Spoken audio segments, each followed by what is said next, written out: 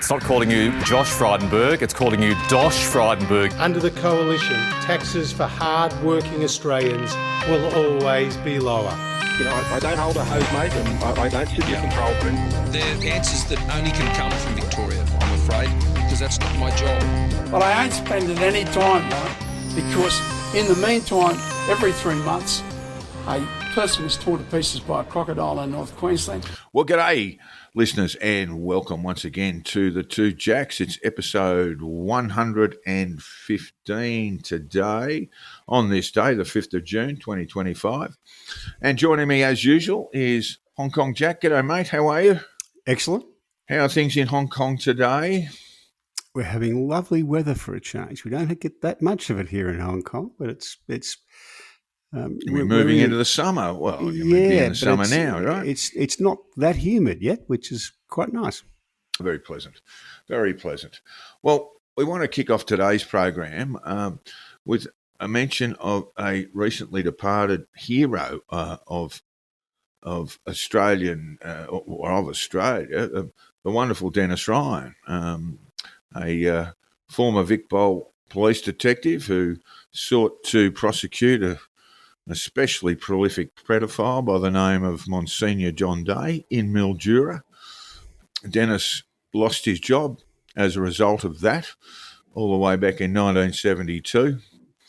But he refused to bow in the ensuing years and ultimately was vindicated, although that was 46 years later.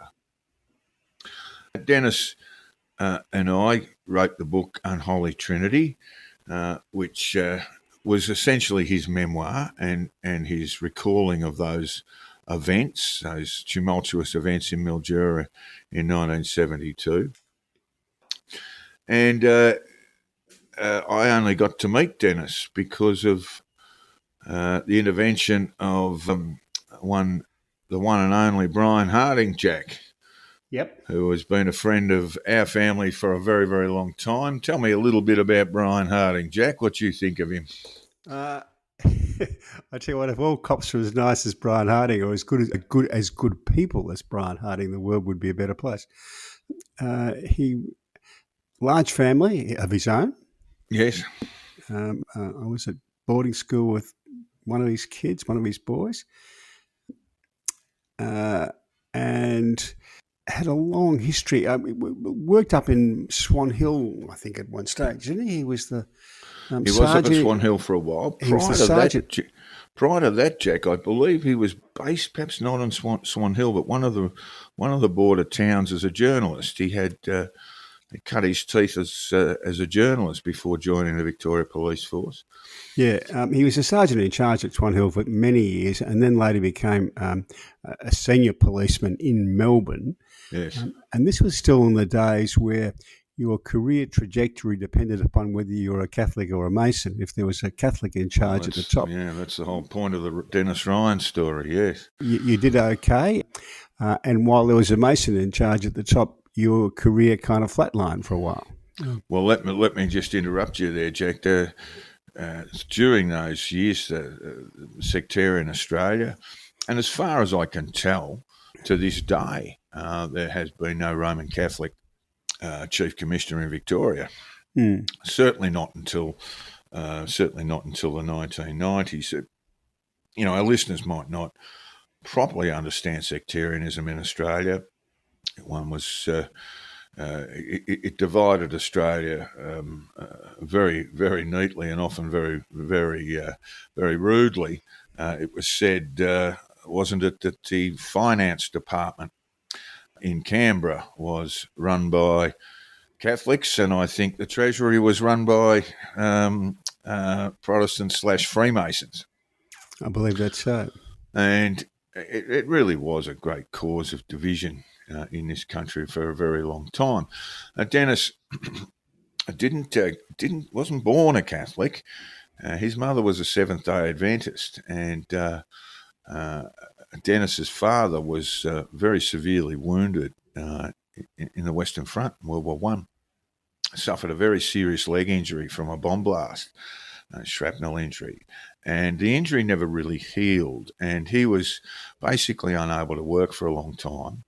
And Denis and the family grew up in Sanssouci, which is a lovely part of the world now, but it was a very, very working class part of Sydney in the 1930s.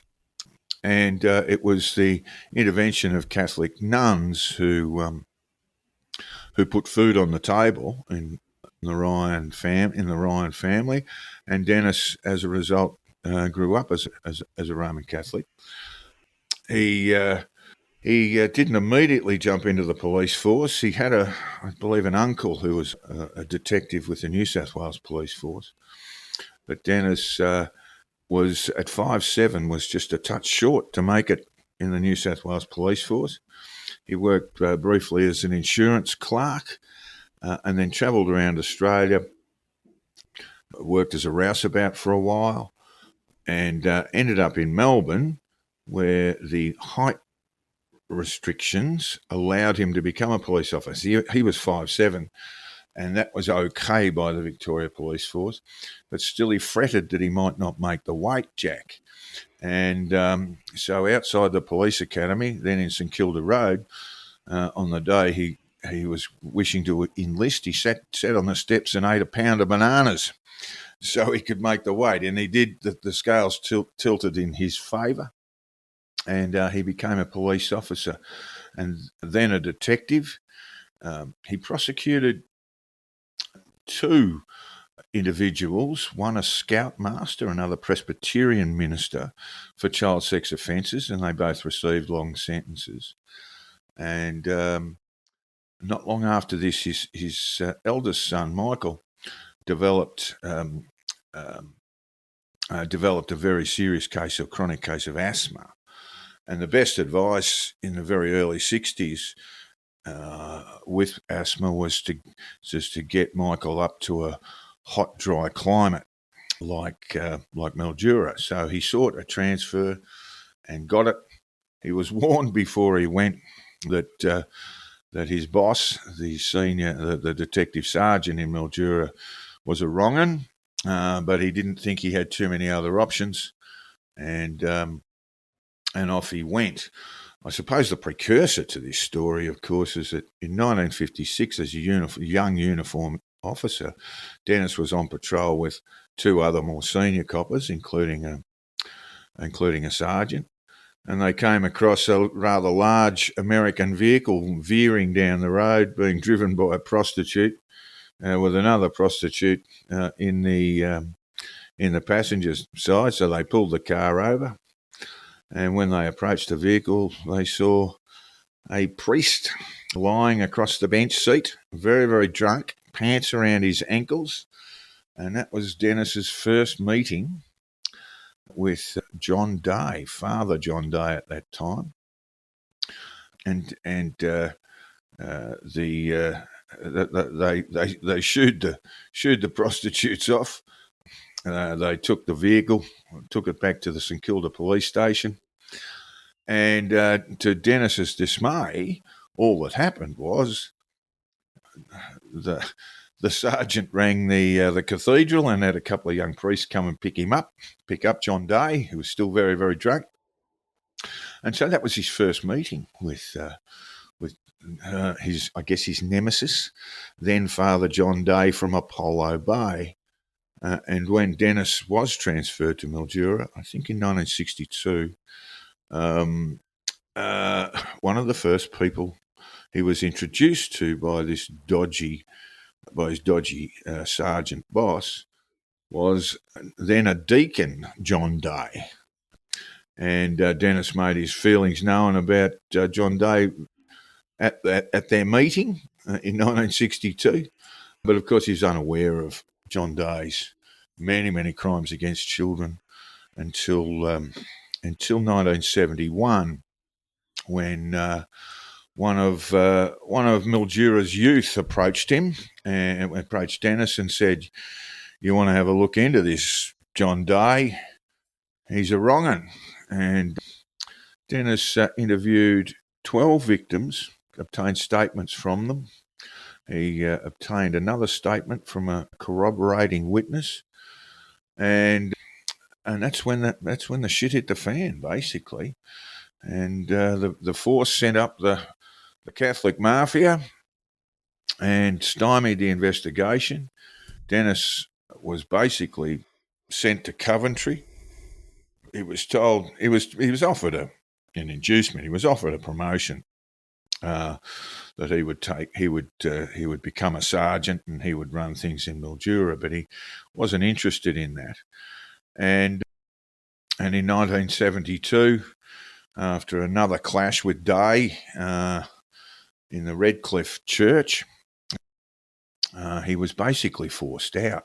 You know, he was a very, very talented detective who was placed on general duty. So all of a sudden he's driving around a divvy van picking up drunks in Mildura rather than doing far more serious work. And he wasn't allowed to leave Mildura to go and perhaps contact the police association or get some legal advice. In fact, he ignored that. He ignored that injunction on his movements, went down to the police association, made an appointment to see the secretary, and when the bloke explained, when Denis explained to the secretary of the police association at the time what had happened, the bloke just jumped out of his desk and jumped away from his desk and ran away, never to be seen again. And that's the way it stayed for a very long time. There were reports of this in the Melbourne. You might remember the Melbourne Observer, the Sunday Observer, Jack. There were reports of it there. There were reports of it in the Melbourne Truth. But very fine paper, the Sunday Observer. Yes, indeed. And he was kind of blamed for that story appearing there, although it wasn't him who divulged this stuff. There was, among the Victoria Police, a great deal of concern about the way he was treated. And inducements were offered. Well, you call them inducements. He was offered jobs. He was offered to run security at the Melbourne Magistrates Court. He was offered another job as a security manager at David Jones. He knocked all those back because he believed, and he said, if he accepted them, then these dirty secrets of clerical abuse would remain secret. So to his, and he would have suffered significant financial loss. He was a year short of qualifying for a police pension. The police superannuation was yet to kick in for him. So he lost a great deal in leaving the police force. He was basically ostracised. And he remained that way until, for 46 years, mate. And that only changed when, certainly we wrote the book, Unholy Trinity.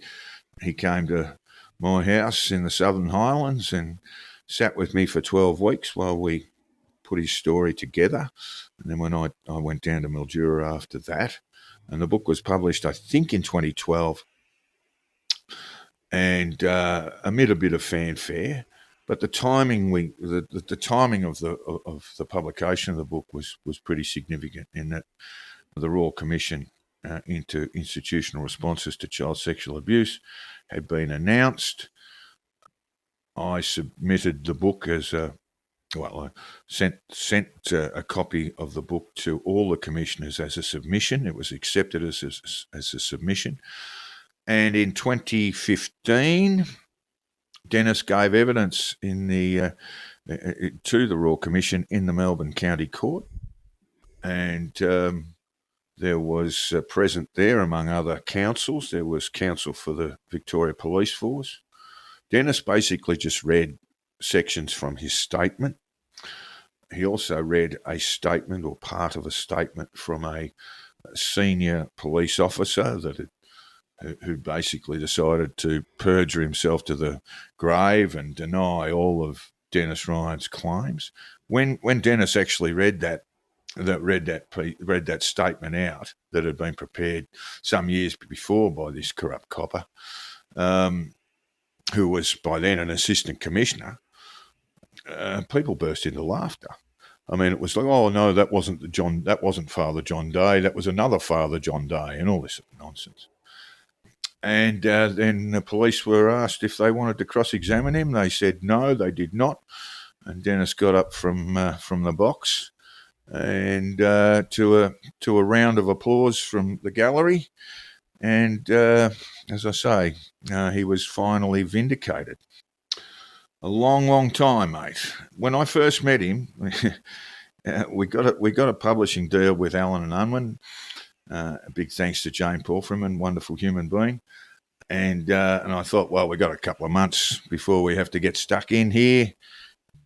And but Denis wasn't having that, and he and his then wife jumped in the car with the caravan and drove across the Hay Plain and into my house where we shared his life story and began the first draft of the book. And B.J. Harding was involved in getting that together, wasn't he? He wrote a foreword. He wrote a foreword to the book. But he also encouraged you to do it, didn't he? I mean, he sort of set it up. Look, I'm sorry if I haven't said this. It was Brian Harding who rang me and said, I've got a story of another officer, another Victoria police officer, who had been treated disgracefully. Would you be interested in speaking with him? So Brian put me in touch with Denis, yeah. You didn't quite make this clear. Brian had been a very great friend of your late father. Yes, indeed, yeah. And indeed a friend of mine and of yours and various brothers-in-law and friends and all that sort of stuff. Yes. You know, he was a mighty very, fellow, very fine man. And remains in the vertical to this day. I may, in fact, see him at Denis's funeral next week in Mildura.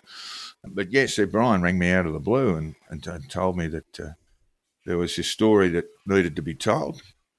He sent me a copy of a letter that he had written in regard to a previous draft that had been put together by a Mildura local that was all over the shop.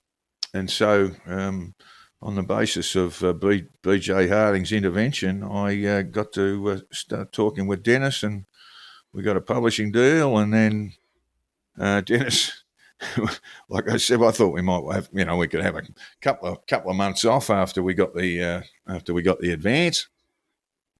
But Denis wasn't having that. Jumped in the car and the caravan and remained in the caravan park around the corner from my place for 12 weeks while we mapped it out. So it was an extraordinary time. We were very lucky with timing in terms of the Royal Commission. And after he was vindicated in the county court, in the Melbourne County Court, and at one of the hearings of the Royal Commission, apologies were made. I remember bundling up Graham Ashton, who was the Chief Commissioner of Victoria Police at the time. Large human being, Jack. About 6'8", I reckon. And big with it. And big with it, yeah. Born in Port Adelaide, I believe.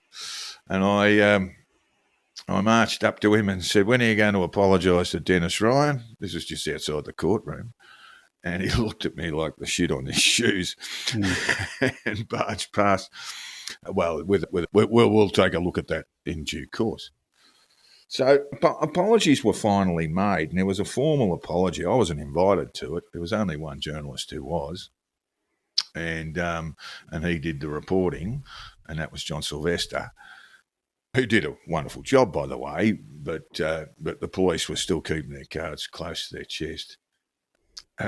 Denis was offered a sum of money by the Victoria Police. It was a piddling amount. Off the top of my head, about $20,000, and the Police Association had weighed in another $5,000 because they'd disgraced themselves as well. And then they chased him around after his apology was made. They chased him around with a contract signing, basically that they wanted him to sign, saying that he'd make no further claim. And look, he had no claim to make, it must be said, because the statute of limitations had well and truly passed. So he accepted his apology from the Victoria Police Force, and there were others, but I lobbied the Victorian government pretty hard. I had meetings with the police minister. I had meetings with the Attorney General, Martin Pakula at the time, and Martin said to me, after I explained the case, he goes, how many more are like this? I said, there's no one like this, mate. Then we waited a long time for something to happen. It was left with the police minister, and I was putting calls into her advisor on a fairly regular basis. And it was due really to the intervention of Dan Andrews, the Premier then, that Dennis received a formal apology from the state of Victoria and due compensation. Now, I can't tell you what that amount was, but when you think about 46 years of lost income and lost pensions and all this sort of stuff, it didn't come anywhere close to that. But it allowed Dennis to be able to buy a little place in a retirement village and spend the rest of his life in peace. Yeah. So that's the story. Yeah, there's a little bit more to it than that, is in that while he was making the complaints about Monsignor John Day, and indeed while the clerical sex abuse was going on, there were police, factions within the police force who were actively covering this up. And this is right. It still is considerable embarrassment to the Victoria Police that this was allowed to happen. Yeah. And indeed, it went right to the very senior levels of the Victoria Police. Oh, absolutely. That were involved in this. We go all the way to the Chief Commissioner's office, Jack, and at that time it was Jackson. I'm trying to think of his first name now. Jackson, in fact. Reg Jackson, was that it? Reg, yeah, it was Reg Jackson, thank you. But Jackson had a meeting with Ryan and also present was an assistant commissioner, where they basically sought to punish him. They dragged out all these piddling little claims that he'd failed to update his police notebook, all this sort of stuff. And they put it on him that he, the real reason why he was being transferred is because he couldn't get on with the senior sergeant or the detective sergeant in Mildura. And that was because the detective sergeant in Mildura was protecting Day while Day offended almost on a daily basis. And we called the book Unholy Trinity because it was Day, the detective, and the clerk of the courts, then the most senior officer of the court in Mildura at the time. And they really did control that town like they owned it. And aside the appalling element of child abuse, they also ran rackets, Jack, So the SP bookmakers, Sergeant Barrett would go around and Detective Sergeant Barrett would knock on their doors and say, Father John Day would like 10 quid on the last race. So basically, whoever won the last race, he would have 10 on the winner, whoever it is, whoever the winner was, 10 quid's worth of whatever the horse paid would be returned to, would be given to then Father John Day. They built. During Day's time, they built the Sacred Heart Church, which is a massive, massive church in Mildura. It's almost a cathedral, Jack. I don't know if you've ever seen it. And in order to pay for the organ, they hit upon some of Mildura's criminals as well. It was just an extortion racket and covering up some appalling crimes. The Chief Commissioner, Jackson, as we mentioned before, once this story blew up, and now we're talking December of 1971, he dispatched his special investigators. These were internal affairs guys. One was a Catholic, one was a Presbyterian. The senior officer was a Catholic. And they often did this, so they would have this sort of balance. And as I say, Denny was offered a promotion, and when he refused that, they basically just cut him out. And those two senior investigators went on to speak with Bishop Mulcairns at the Ballarat Cathedral, who initially denied any knowledge of this, and they said, no, we got him. And all that happened was a day was removed from the parish and not charged with any offences. Ridsdale was active in Mildura. When I say active, he was abusing children.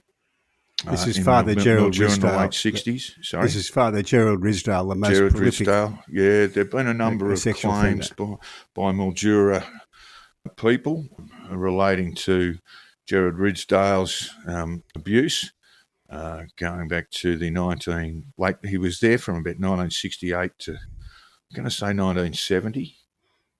And Day, of course, as I say, he was transferred.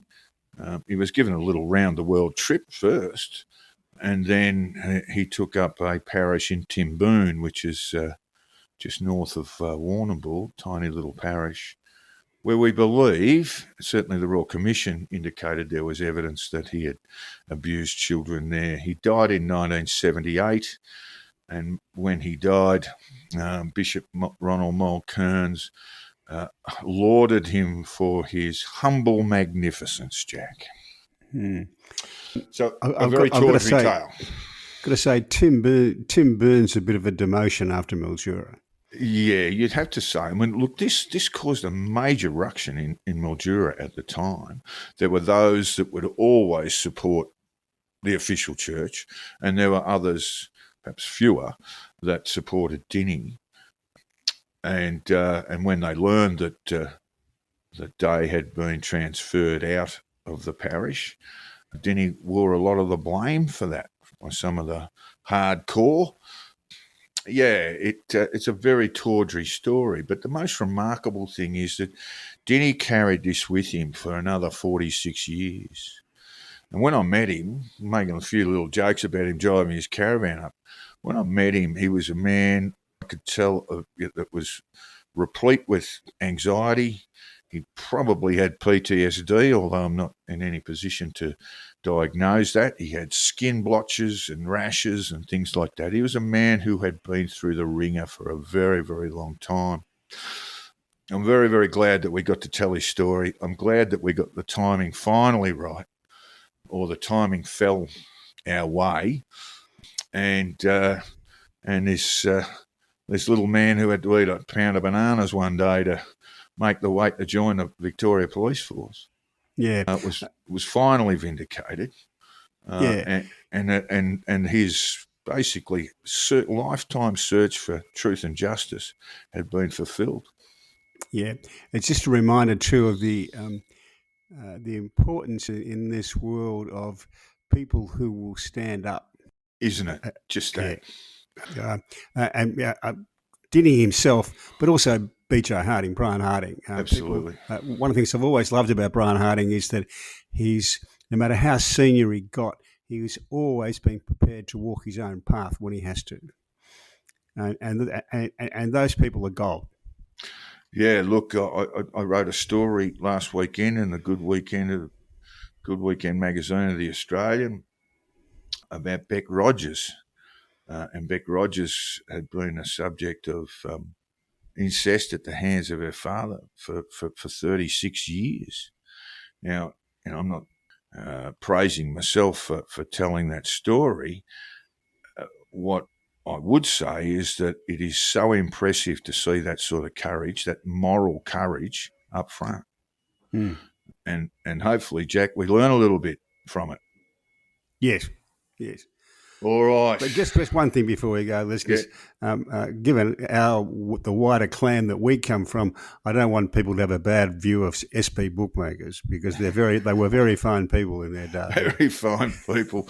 And some poor bugger in Mildura had to give 10 quid of his earnings away to Father John Day every bloody week. Well, not 10 quid by, let's say, $2.20, or if a 20 to 1 shot got up a lot more than that. Look, Denis Ryan, quite seriously, is the best person I've ever met. And I look forward next week. I'll be going to Mildura for the funeral on Friday, next Thursday. It is at the Sacred Heart Church in Mildura, which I suggested to one of the organisers might be a one-finger salute from Denny, but we will send this great man off in proper style, or we certainly hope that we will do that. So an end of an era, but much to learn from the life of Denis Ryan. Good. All right, moving on, Jack. You might have read Dorinda Cox, former WA Green senator, has stripped off the green jumper and put the red one on. What do you make of it? I read a drive-by shooting in the Australian yesterday on this. May well have been penned by your good self, I think. It might have been too. She's got a bit of a checkered career. This is Dorinda Cox. She's an Indigenous woman. Had very little truck with this sort of faction within the Greens called the Black Greens that had been previously led by Lydia Thorpe. BLAK Black, isn't it? Yeah, BLAK Black. And had very little truck with them, but also had very little truck with Labor, particularly over Murray Watt's announcement to extend the life of the Northwest Shelf gas mining, and was quite outspoken about that last week. A week later, can I join you guys? I did see James Massola in the Nine media papers saying Elbow will own the mistakes if Dorinda Cox ends up becoming a bit of a walking controversy. Do you see it that way, Jack? These people have poor memories. You know, I spent a long time in the Labor Party, and we've always had idiots like this in the party, right? There was, in fact, if you go back to 1900, there've always been idiots like this in the Labor Party. She has probably decided, quite rightly, that she can do more in government than she ever could from the crossbench in terms of Indigenous Australians. And she saw herself as a respectable candidate for the leadership and got passed over. So in a fit of pique, she has abandoned the rabble that is currently the Greens and gone to the mainstream party. You know? Well, if you read my little drive-by yesterday, it's actually up today, but if you the main element of that is that if you want to see Elbow's greatest enemies, I think he sees the Greens as more of an enemy than he does the Liberal Party. Well, I said this a couple of weeks ago, that I was cheering the Greens' demise in the last election because they are certainly in Victoria, they are the remnants of the worst of the socialist left faction of the Labor Party. New South Wales worse, mate. New South Wales, utter ratbaggery. And I personally spent many years in kind of fixed battle with them. So when they go down, I quietly cheer. And of course, Elbow has been seeing, his electoral opponents, his greatest peril has always come from the Greens in Grayndler. I think in 2013 they considered themselves a real chance when there was a big swing against Labor when the Gillard-Rudd minority government went to the polls. He's been able to keep that seat. This is the extraordinary thing. He's been a member for Grayndler now for 29 years, and in that time he's rarely had to go to preferences.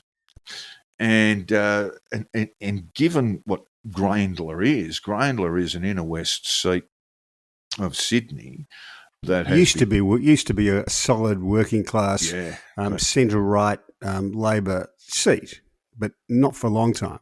Well, it's heavily gentrified. I suggested it's gentrified to the point now where you've got electric car chargers. You've got more of them than you've got trees.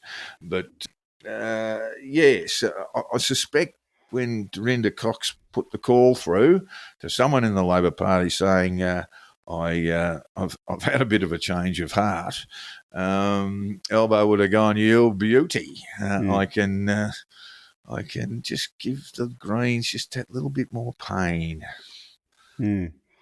Yeah, I think you pointed out that Elbows used to always say that the thing he loved doing was fighting Tories, and that was never true. And that's true of most people in the Labor Party, especially in the inner suburbs. The real battles are within the party or within the left, not against. He's been a member Liberals. of the left faction, of course. Yeah, And he's had his battles with the New South Wales right, who you could possibly argue a bit more conservative than the Liberals in certain respects. there. And so he's probably his first enemy is the New South Wales Labor right and the right faction generally, and then the Greens. Yeah, that'd be a toss-up as to who would be the bigger enemy. Because these days the relationship between the New South Wales right and the left's not bad. For those who didn't read the article, I likened Elbow to Michael Corleone in the penultimate scene in the Godfather, where he pulls up his brother-in-law who was involved in the assassination of Michael's brother Sonny, and it's a rather famous scene. He said, "Barzini's dead. So as Philip Tattaglia runs off the list of everyone who's been killed, and he said, today I take care of all family business." And I thought that might be Elbow as Michael Corleone with Adam Bant as Carlo. Yeah. Chance is a great thing in politics. At Christmas, people were muttering about Albanese's future as the Prime Minister and leader of the party. And you have a big win like this, and all of a sudden you've got authority. His authority is... I don't think there'd be a Prime Minister who's had this authority since Howard in 96. Quite possibly. And I suppose the big question is how much of his political capital is he prepared to spend? Not much if you ask Eddie Husey. Well, would you like to hear my theory, Jack? That Anthony Albanese is essentially the archetype of John Howard, that they are both very similar beasts. They're excellent, outstanding electoral politicians, but they don't do very much in between times. They just manage that, but they also have a really good ear for what's going on in the country at any given time. So that's my theory. We'll see. Elbow would have to win a couple more elections to beat John Howard, of course. Now, meanwhile, in Tasmania, Jack, a fair amount of ugliness ensuing there in the Parliament. No confidence motions being put. Election likely to be called. The Liberal Premier, Jeremy Rockcliffe, is in minority and relies on the crossbench for support. And it looks very much like Tasmanians, 15 months after the last election, will be trudging off to the polls again.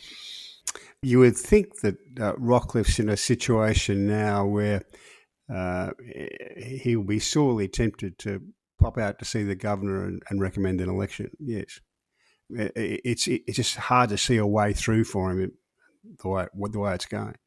And when you look at they have a sort of similar voting system to the Hare-Clark model in Tasmania throughout. So it's proportional representation. But it would seem unlikely that Labor or even Labor and the Greens could form a majority. And the Labor leader has announced this morning that I think that he won't be forming a government with the Greens. So that counts that out. And so we might probably they'll come back the same. Yeah, that's what I mean. They're just going to have a status quo. They're going to have another election and it'll come back to the status quo with the minority government relying on the support of the crossbenchers to get legislation through. The difference for Rockcliffe, I suspect, the thing that will tempt him to do this is that even if he comes back without a majority in his own right, if he comes back and Labor haven't been able to defeat him, that will give him some authority.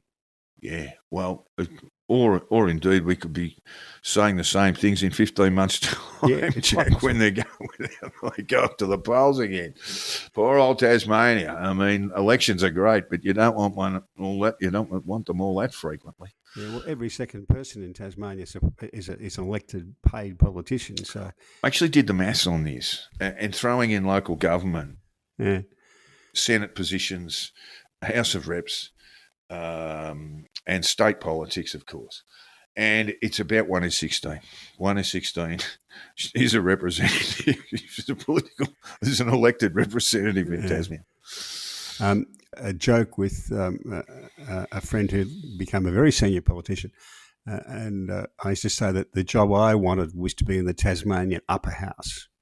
Oh, yeah, they don't do much. Because before any pesky constituents came bothering you to fix, the potholes or whatever it is that was ailing them, they'd have 25 or 30 state politicians, 5 federal Labor House members, 12 senators, and they're never going to get to you. You just put your office around the corner somewhere. Exactly right.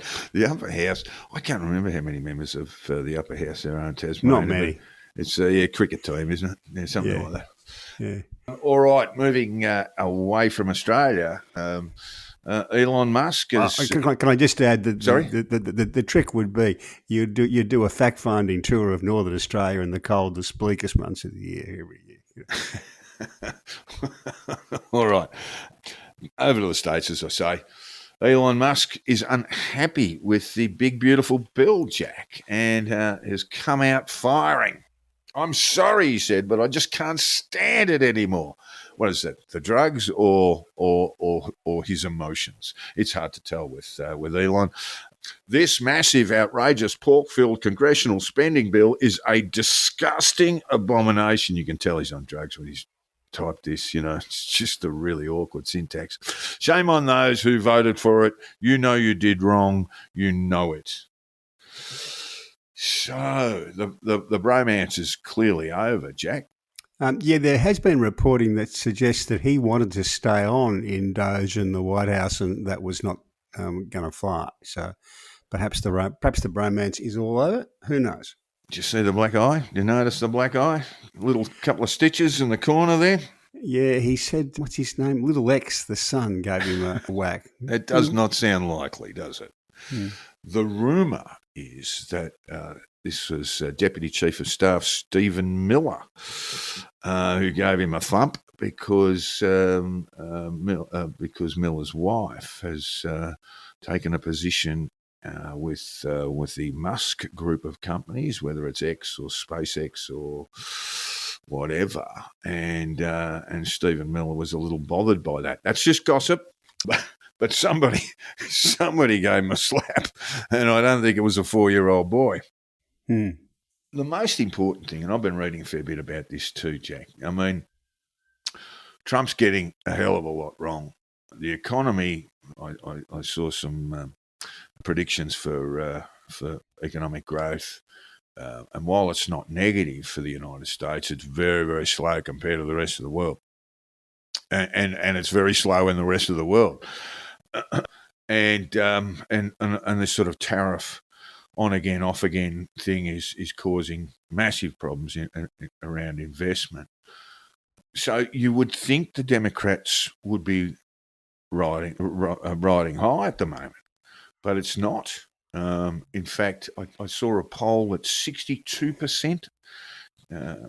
Correct me if I'm wrong. 62, but certainly a thumping majority.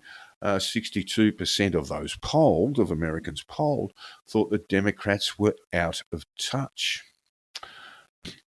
What do they need to do, Jack, to make themselves relevant? The polling's worse than that.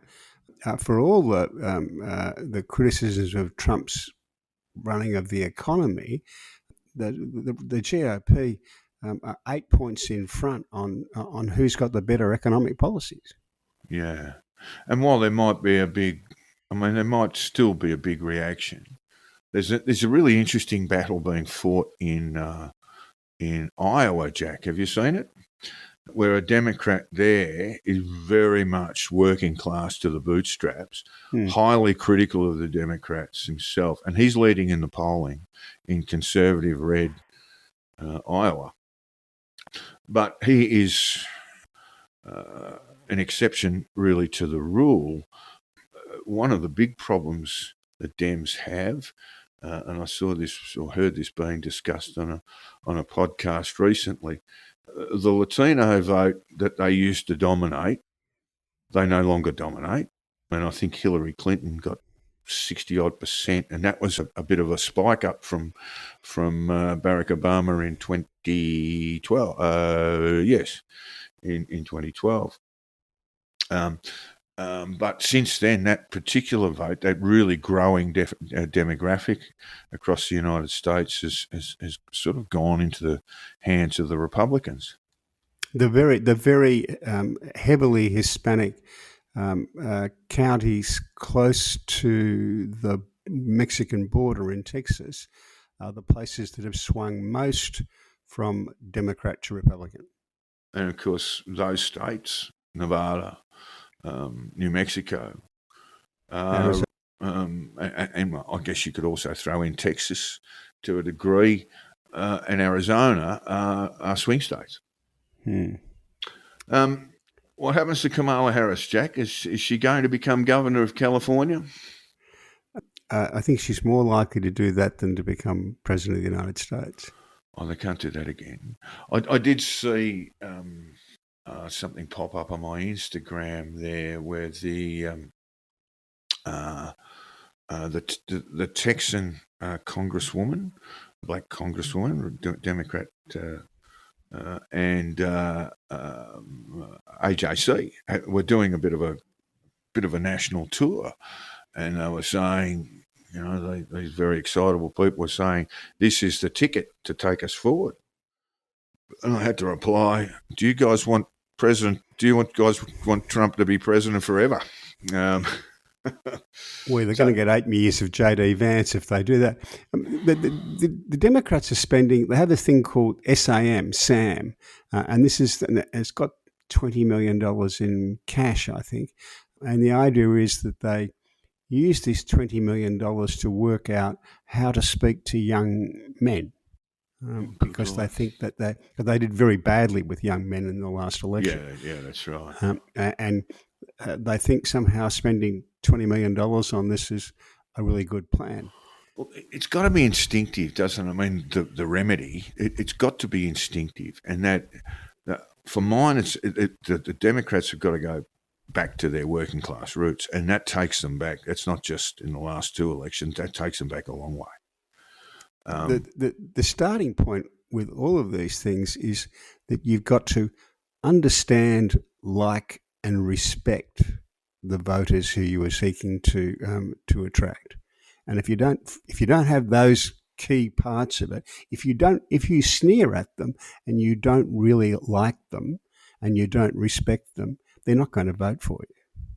All right. Well, listener CD has weighed in and said, I don't think Trump's lost his mind. I just reckon he's been a moron all his life. He's just not competent. I couldn't possibly disagree, CD. But what we have, in any sort of normal political situation, the opposition would be on fire in the polls.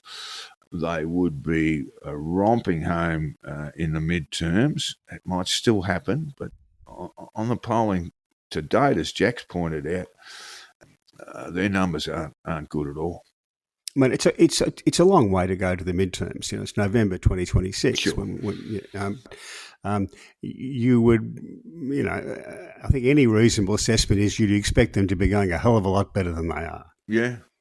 And look, let's speculate a little and go forward to those midterms.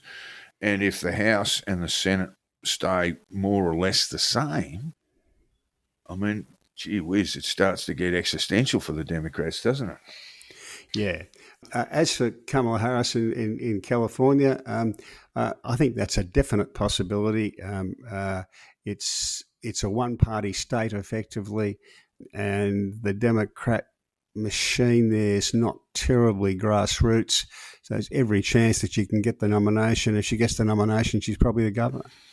Well, of course, the current California governor, Gavin Newsom, may well be a presidential candidate, Jack. He certainly thinks he will. Yeah. It is difficult for our listeners. It's very difficult for, shall we say, New England or Californian Democrats to capture the imagination of voters in swing states, particularly in the Midwest and in the southwest of the country.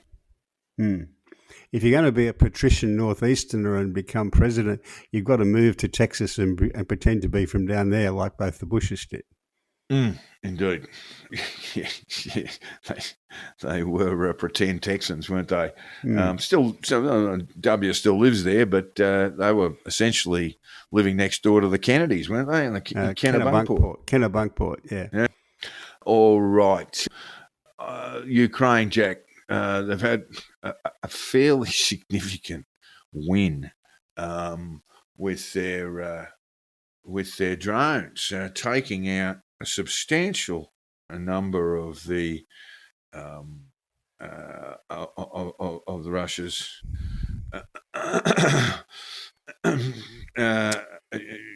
of their aircraft that are capable of taking out a good proportion of those that are capable of delivering the cruise missiles, etc., that they've been firing at.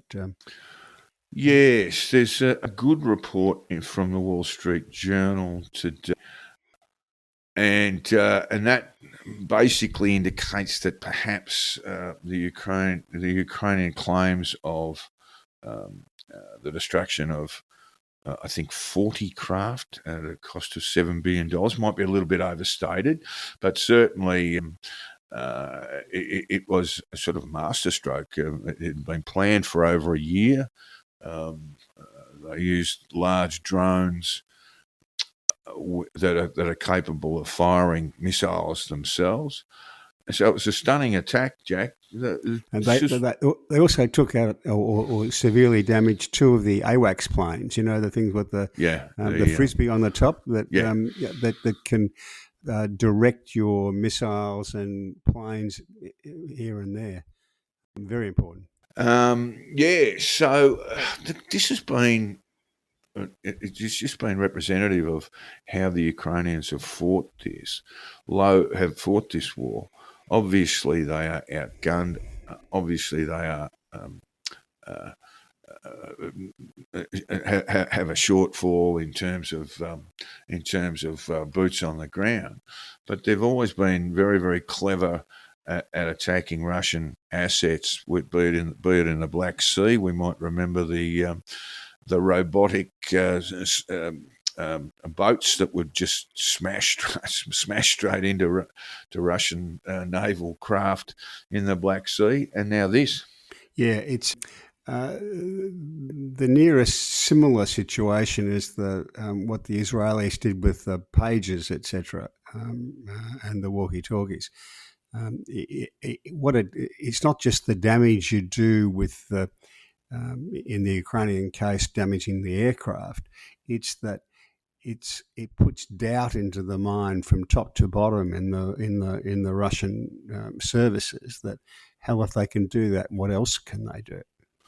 President Vladimir Zelensky, very pleased with it, said it was absolutely brilliant attack. But of course, there will be a response, Jack. Yeah. And it's likely to be a civilian attack. But we have, when we start talking about or thinking about how Russia's strategic claims beyond Ukraine, their military has been really stripped of assets in this long drawn out war. Not just stripped of assets, shown up for its imperfections, its weaknesses. And a lot of that is old. I mean, it's just an anachronistic military that they've been able to acquire drones. We're frequently told from Iraq, some of them may be coming from China. But in terms of technology, the Ukrainians have been all over them. Yeah, and the command structure seems to be weak as well. Now, Trump, I think, has spoken with Vladimir Putin since, and well, it looks like a peace is further and further away than it was, Jack. Yep. Well, you never know with this. If you change the equation, it can start looking more attractive to the Russians as well. Yeah, we'll see about that.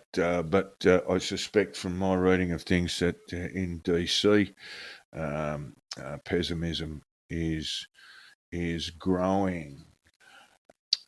We haven't had a bit of a look at the UK in our script, Jack, but you might just want to talk me through Sir Keir Starmer's woes at the moment. Yeah, it's sort of extraordinary that, what are we, 15 months out from an election where they won a stonking great majority, that he's barely hanging on. Yeah. That he's got, he's being attacked from within his own party, and they are completely spooked by the reform. In fact, they're a long way now behind the reform in the polling. And Sir Keir seems to spend every waking moment campaigning against reform, despite an election being some years away and him having a great majority. I've never seen anything quite like it. Yeah, it seems to be a mistake, doesn't it? It seems to be reactive politics, which is something you can't really do in government. You're the ones who should be setting the agenda. So Nigel Farage is setting the agenda right at the moment. Yeah, and how do they fix this? I mean, how does Labor fix this? They've got a stonking majority in the Commons, and obviously they've got to get immigration right. That stonking majority brings its own problems. That means that they've got a hell of a lot of people in the backbench who've got not much else to do but be dissenters, and they are doing that. But yes, they've got to fix some of the things. They've got to fix the things that are weeping sores with the general population. Immigration, first of all, and the worst of the immigration problem is the most visible one. And that is, I think it was 12,000 people in small dinghies came across the channel in one day at the weekend, which is a record, I believe. And that's not a huge part of the whole immigration problem, but it's the most visible. Visible, yeah. And that's got to be fixed. And the fixing of that... It's almost impossible to fix. I mean, they do not have a solution available to them that the Australian government had, with Nauru and Manus Island and the excision of Australian territories. They just don't have that ability. I mean, they came up with a plan to do it in Rwanda, and the High Court killed it. Yeah, I think it actually is fixable. But what you've got to do is look at what the motivation is. So why are young men, and they're nearly all young men, prepared to leave France, where they're not at any particular risk, to leave France, pay a lot of money, to hop on a dinghy and go to the Channel? What's the attraction of getting across there? And then once you work out what the attraction is, you start removing the attraction, right? So at the moment, the reason they do it, the motivations look pretty obvious. If you get across to the Channel, the French don't look after their migrants much at all. You get across the Channel, you get whacked in a hotel, free healthcare, free education, and you can arrive without a document. Because you come across on a dinghy, you can arrive with no passport. And if you arrive with no passport... And seek refugee status, yep. Yeah, and if you arrive with no passport, you almost certainly will get refugee status, because there is nothing to check your claims against. But they would know the first thing they've got to say when they're approached by immigration officials is, I seek asylum in your country. Yes. And under treaty obligations, the UK has to acknowledge that, has to accept them while they review their refugee status. Yeah. So you start taking those benefits away from people, that those motivations away, and the problem will disappear, as they did in Australia. They haven't got Manus Island or Nauru, but they can make other arrangements. These people don't get to sit in a hotel in Dorset or London or somewhere. They're placed somewhere where they're not going to be part of the normal British society until they go through all the checks and processes, and that will discourage people from coming. What about some of the Channel Islands, Jack? Yep. Some of these, I mean, I suspect the population, and some of them are French, but somewhere like the Isle of Man might be one option that they would look at. It's all very costly, but it's about, as a former Indonesian president once said, taking the sugar off the table. Yeah, and it took Australia about 20 years to wake up to that. But we have the advantage of being a great stonking island in the middle of nowhere. Yeah. And, of course, we had to, by legislation, excise a number of territories and islands, like Christmas Islands and so forth, from Australian jurisdiction. Yeah. That's complicated in itself. And then we have the ability none of this is pleasant, but then we have the capacity to be able to draw on other nations, certainly like Nauru, who are cash-strapped, to accept a bit of cash to detain refugees on their on that island. So accept a lot of cash, I would say. I'd correct you there. Yes, but it's both the major political parties in Australia now understand that you can't win a federal election if you are running a de facto open borders policy. Yeah, that is quite true. So this is something Sir Keir Starmer should be agitating for, rather than looking across from the Treasury benches and taking shots at Farage. I'll get to Farage just in a minute, but they should be developing a policy and saying to groups like Farage and his party, Reform, and the Tories and the others, the Lib Dems, come on board. You know, you've got to come on board with this. Otherwise, you're part of the problem. Yeah. At the moment, Starmer's big statements on this are all about, we're going to smash the gangs. And Australia used to talk like this. You know, we're going to wipe out the people smugglers. We're going to arrest them all and put them all in jail. Yeah. And of course, this is complete nonsense. There's so much money to be made in whacking people on rubber dinghies and putting them across the channel. If you take out the people who are doing it now, they'll be replaced tomorrow. Yeah, because it's a business model. And it's a high profit business model. Yeah, it's like imagining you can stop people taking cocaine in Sydney by arresting a few cocaine dealers. There'll be another lot of cocaine dealers on the street, before the first lot are put in jail. Yeah, well put. The other thing I would say about Farage, Jack, and it's complicated, and really, it's probably complicated to the point where they can't do it, but Farage should be accountable for Brexit, for the failures of Brexit, and for the reduction of household incomes associated with Brexit. We took, some of the figures that we see mentions the average UK household is £1,000 or $2,000 poorer than they used to be because of Brexit. But Farage just skates on this stuff every time. Well, that's because both the Tories and the Labor Party are split on that. And don't forget, Farage is a formidably clever politician. You can disagree with his policies, well, he's a populist. And I probably do, but he's been the dominant political player in the UK for quite a while now.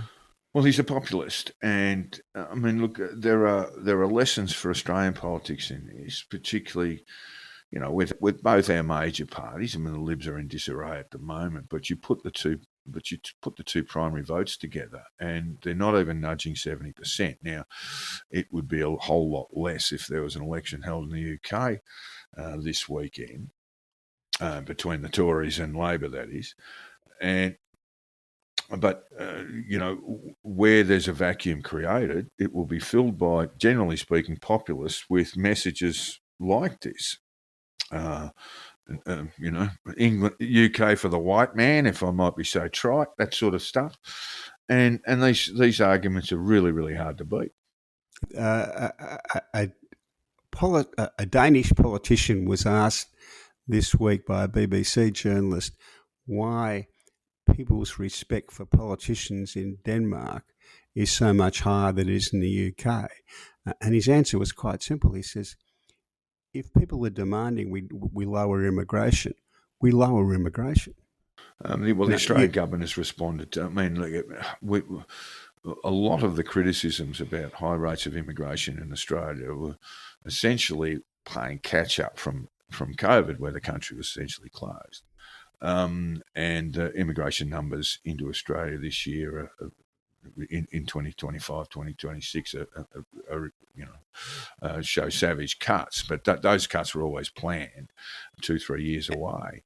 And Australian support for immigration is high compared to around the world. It's very, very high, and that's because we've generally run a very good immigration system. We have our points-based thing to try and encourage skilled migration. We don't do what the UK does and whack up the numbers with huge numbers of people who are on family reunions who are never going to work. The Australian migration system works much better, and it generally has well and truly majority support on polls. Nowhere in Europe does it get close to 50% support for their migration policies. The Dutch government collapsed 2 days ago, Jack. Yep. That will almost certainly bring on an election. Geert Wilders, the leader of the far right party there, basically has pulled out, and it's hard to see. I think he's the biggest single party already. That's actually. right. So it's hard to see that changing. It's hard to see that changing at all in an election in the near future. And that is essentially about social tensions around immigration. Yes, and this is the case, sort of right across a good deal of Europe. Yep. Anyway, but meanwhile, former Chancellor Merkel came out and says if they don't keep bringing in migrants, it'll be the destruction of Germany. I can't think of a more ex-politician than Angela Merkel. No, you've never been a fan. All right, well, let's move on now to sport, Jack. We've mentioned, of course, that the Tasmanian Devils, due to kick off in 2028, will rely very much on political in Tasmania. If there is an election coming, the Liberal Party support that. The Labor are sort of on the fence, and the Greens are opposed. Who's the Labor leader? Dean Winters. I think he wrote to the AFL this week and said that they're going to support it. Well, it's creeping towards, well, it is bipartisan support. It is in a strange location, Jack, and I talked about this last week, unaware that there'd been a recosting of the stadium, and the original costing, I think, was around $700 million, and this is a stadium basically on the point, or on a point in northern Hobart, and it will be covered. I'm not sure, but I believe the cover can be taken away. The roof can be like the one at Marvel Stadium, can either be fully opened or fully closed. But they, why do they come up with these costings that are clearly wrong? What I'm saying is that since then there has been a recosting that puts the figure in a much more believable, credible area of over $1 billion. You can't build a stadium like that for under $1 billion. You just can't. I can see why they would want a roof. Stadium with a roof, and it can be a little bit bleak down there. Well, you do see when North play at Virat or the Hawks play in Launceston, you see some people with about they're heavily rugged up, Jack. The Launceston is not quite as bad, but the Bellerive, what's it called, Bluntstone now, just on the water too. It'd be freezing. Yeah, and it gets very, very windy there. So you really do get a 4-goal quarter here, quarter there. So. Yeah, well, look, the AFL's got more immediate problems than that, Jack, and that, there's been a high level of criticism around the way the game has been managed or governed. I'll just take you back just before we start on that. There's been an indication, or certainly a report, that 4 umpires are considering legal action, presumably for defamation, against a number of commentators. 3. Yeah. Kane Corns, Daisy Thomas, and Luke Hodge. Yeah, that's right. For comments they made around whether the game should have been stopped or not when a Collingwood footballer was injured and concussed, I believe. Yeah, he was concussed. Yeah, and so I saw Daisy, former Collingwood and Carlton player. He was a little bit nonplussed, but he very sensibly no commented any questions about it. So what it tells us is the umpires are absolutely filthy with the way they've been treated by the AFL and by the football industry generally. Yes, I can recall that incident. Lachie Schultz was the Collingwood player, I believe, and it did look a shambles. There were players from both sides looking at the umpires saying, well, hang on, why haven't you stopped the game so we can get him off? Because they tried to lift this bloke up and he just collapsed underneath them. So it did look a complete shambles. Now, I don't know what caused that, but it was a terrible look for the AFL. Well, I do remember a moment there a couple of years, because it's not so long back that we've had changes to the rules. And I can remember the Greens captain, Toby Green. There was a Carlton player injured, and the umpire he blew his whistle and said, hang on, there's an injured player here. And Toby Green said, what's the fucking matter if he's fucking injured? So Toby wasn't quite across the rules. But yeah, so we've got some issues around umpiring. Let's just say this game is becoming harder and harder to umpire. I'm not sure that 4 umpires works, and possibly 3 might be better. Yeah. You don't have to have 5 or 6. Maybe we could have a couple of umpires in the stands a la NRL with their bunker, determining outcomes and possibly challenges from players. I think part of the beauty of AFL is it doesn't have sort of interruptions of that kind, but maybe that sort of technology is coming. The holding the ball rule alone, Jack, is a conundrum wrapped in a mystery. It's, I can't imagine a harder job than umpiring AFL footy now. Yeah. Can you say, I don't think the move from 3 umpires to 4 has made things better. I think it's made things worse. It tends to have. You see things that are so obvious, let's say like a throw or a holding the man, that are really obvious on camera. I mean, I know there's a lot of complexity around holding the ball rules, but these are sort of away from the play sort of things, and you look at them and go, oh, how could you not notice that? And maybe you've got this issue around communications with 4 that you don't have with 3. Yeah, it could be.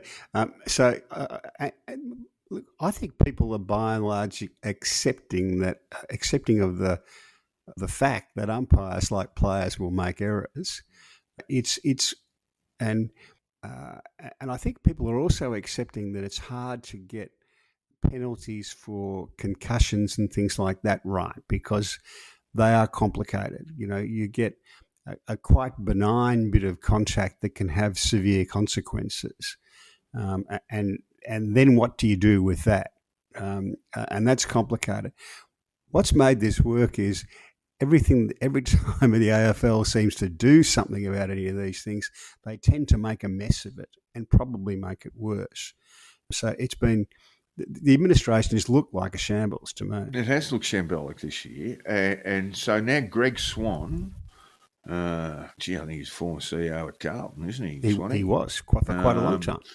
He will now run football operations with a.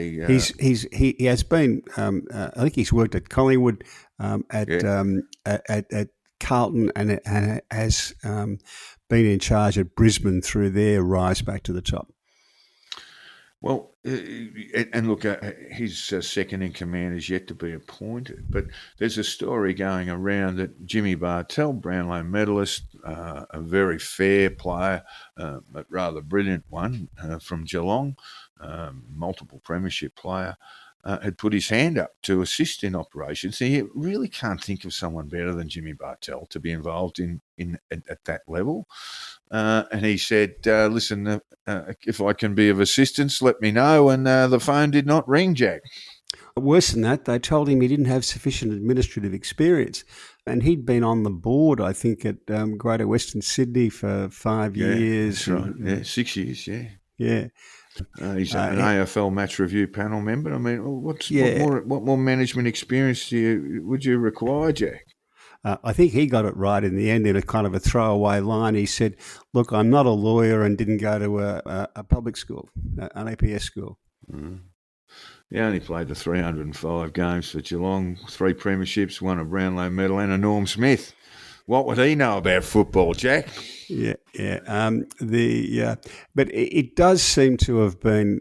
I mean, the AFL administration seems to have been captured by a kind of relatively small group of lawyers and public school boys.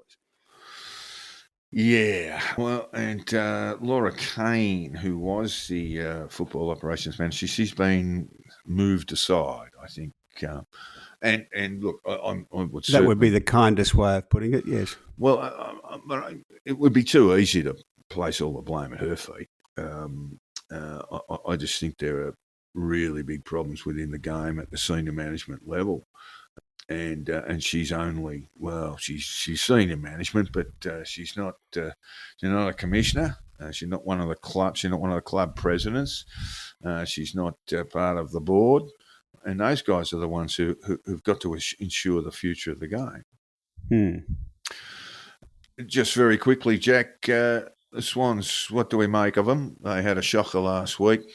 I didn't see the game. I didn't watch basically any footy last week. I was away down in Melbourne, but I saw the score with horror. I was asked on social media what I thought. I said, Swans fan, hard watch. Apparently they just coughed the ball up all day. They did. When they had it. Rowan Connolly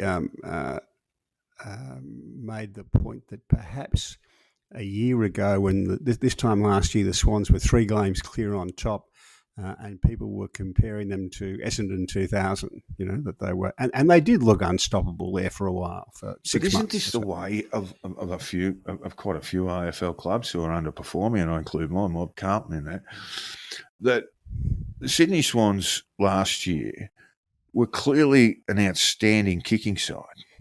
Now, they haven't lost many. They've had a few young players coming through, but always the Swans have recruited on the basis of good foot skills. And I just think that particular part of the game ebbs and flows around confidence and fear of failure. Oh, of course it does. Yeah. And to be fair, see, Hawthorn were just drilling 50-metre passes early in the season, and now they're dead set struggling to hit targets. Couldn't hit a barn. to be fair to the Swans, a couple of their best kicks are on the sidelines. Yeah, Errol Goulden's their best kick, I think. They're probably the best kick in the But even the Lizard, he can't seem to hit it. He can't seem to hit a target at the moment, and he's a terrific kick. Yeah, so it's really comes down. It's one of those things we often ignore. We talk about, they lack on the ball grunt, or they lack the kicking skills. They lack a centre half forward who is imposing, or a centre half forward who's out of touch. But we forget that, like all sport, AFL is driven, or the results are driven by form and confidence. Yeah. The other thing, of course, is if you have a good run, and Carlton's had a good run for a couple of years, where they've won quite a few games in a row, and the Swans looked unbeatable last year, is everybody else does their work on you. So they work out how to play against you. So you watch the Swans now, and that the way they set up, you will never see David Warner come out the front of a stoppage, right? They will let him go backwards out the stoppage, and he can still kick the ball a long way. Yeah, but they know if very similar thing with Sam Walsh this year. Yeah, but they know if he comes out the front of a stoppage, the Swans are going to score, and it's probably going to be a goal. So they've stopped that. That's just playing him better. They play Heaney better, all that kind of stuff. But look, you know, the Swans will have joined. The Swans have had, a couple of bad grand final losses, and the history tells us that, it happened to Adelaide after Richmond beat them, happened to the US after Richmond beat them, that there can be a price to pay for a bad loss like that. Indeed. And look, when you get beaten by 90 points, I don't know if the Swans have got the bye this week. I just don't know without looking at the fixture. No, they're playing, I think. Yeah. They're playing. You expect a response. It might not be a victory, but they need to respond to that. Yeah. All right, on to the NRL. Jack, you would have seen the State of Origin. New South Wales, I mean, you never write Queensland off, but New South Wales look to be a much better side.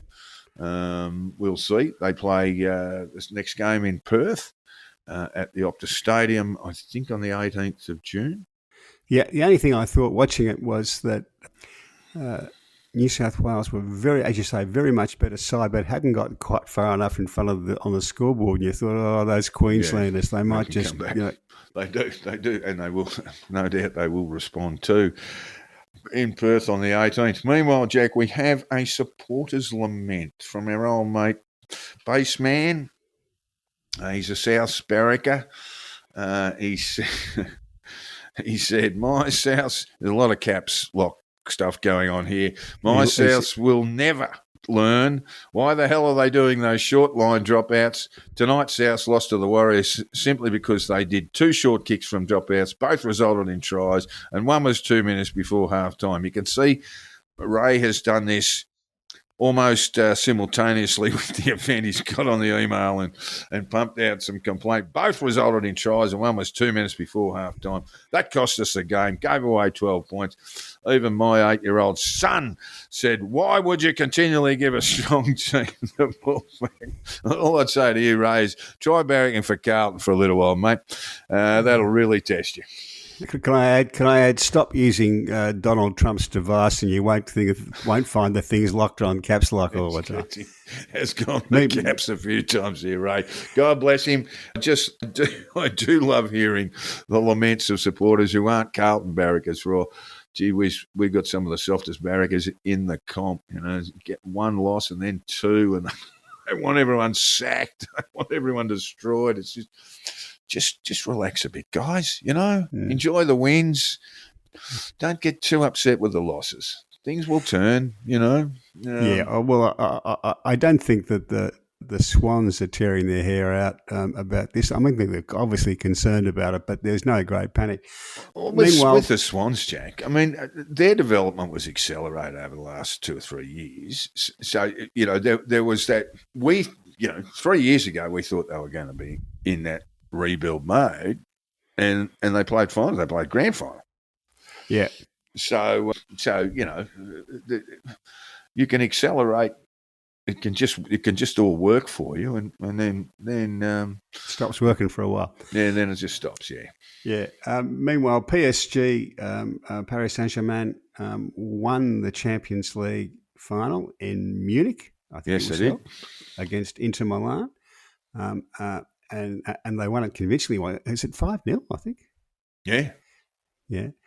And the Parisians celebrated by burning cars, looting. It's really another Saturday afternoon in Paris, Jack. They do like a bit of arson, don't they? They do. What did Timmy Blair used to call them? Barbecues. Barbecues. I caught up with the wonderful Tim Blair on Saturday night. Actually, it was wonderful to see him. He's living his best life. Very good man. Down in We're West. not going to agree on politics very, very often, Tim and I, and we understand that. But he's just a terrific bloke. He's living down in the Western District. I'm Yes, told. he is. Yes, living Horsham in or something? Horsham. Yeah. Yeah. Yes, it was lovely to see Tim Blair, who's a wonderful. I mean, just put the politics aside, folks. If you're not from the right, but he's a wonderful writer and at times enormously funny. Yeah. Oh, I struggle to understand people who no longer speak to people because they think their politics are wrong or whatever. If someone's a good bloke, good friend, that's enough. Tim and I were roaring with laughter last week. He said, "Yeah, these lefties," and then he looked at me and he goes, "Not a sensible lefty like you." Nice little bit of praise from him. Good man, Tim Blair. That's a nice backhander from Tim. It was a little bit, yeah, but that was great to see him. And next week, Jack, Test Championship at Lords, Australia v South Africa, and of course Virat Kohli. He held the IPL trophy up last night. This is for Bangalore. I think he's played for them for the whole 18 years, and they've lost, I think, 4 or 5 finals in that time, and he finally got the win. Got the win, and here's what he had to say, Jack. "This moment is right up there with the best moments I've had in my career, but it still marks 5 levels under Test cricket. That's how much I value Test cricket." God bless that man, Jack. He wouldn't get the argument from you and I on that. No. I mean, the 2020 is okay. But cricket purists fell in love with him again. And God bless him. So he had a great win, and I think is it Mitchell Stark playing for that size now? Will be no, Josh Hazelwood. I think Josh Hazelwood. That's right. So Josh will be traipsing over to the UK. It's an interesting one. There've been some social media talk that Josh might not get a game ahead of Scott Bolton, but I find that hard to believe. I think he'd be one of the first blokes picked. Hazelwood's stats in England aren't wonderful. They're not bad, but they're not Cummins like or even Stark like. Anyway, we'll see about that. And the other fascinating story there is whether the young New South Welshman will play opening the batting, or whether they'll mix up the top order in order to enable the two all rounders to play. Big raps. the two big all rounders, yes. Yeah, the big raps for the Western Australian from his county. And Green's been making runs. Green is making runs for fun at the moment, so he will definitely play. Whether he'll bowl or not is another matter. So that takes us out, folks, for today's show. If you're having a grizzle about your football team, just like Ray, drop us a line. We'd love to hear from you. Well, we're not going to make too much fun of you. We barrack for sides that are not in the running this year. So we have our own laments, and we'd love to hear from yours. But if you also want to make a comment about the show, or about politics, or about foreign policy, please drop us a line. You know how to do that by now. You get hold of me on X. My DMs are always open. And And Jack, you can get hold of him on his Substack, please, Jack. HongKongJack.substack.com. Our two teams played each other a couple of weeks ago, and we exchanged notes at the end of the day. I think my lot won, but not with any great conviction. And I think we both agreed that we wouldn't be needing finals tickets. No. Carlton had another last quarter dropout, and I'm not quite sure what's going on there. It's one of those things you have to be in the club to know. But look, that takes us out for today, and we look forward to bringing you episode 116 next week. See you later, folks. Bye. Cheers.